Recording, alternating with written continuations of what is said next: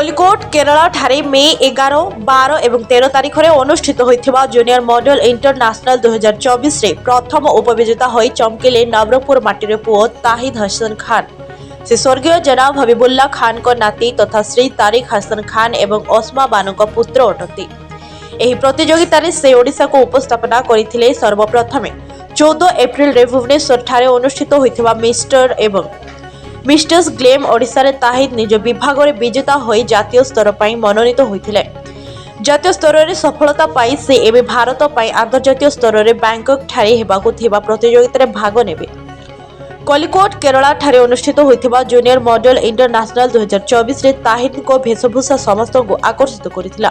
ओडिशार महाप्रभु श्री जगन्नाथ बोईत डंगा एवं ओडिशा सह जड़ित विभिन्न सांस्कृतिक से एही प्रतियोगिता प्रदर्शन करथिले। तांकर एपरि कार्य देखि विभिन्न महल रे प्रशंसा करबा सह शुभेच्छा जणाइबार देखिबाकु मिलिछि।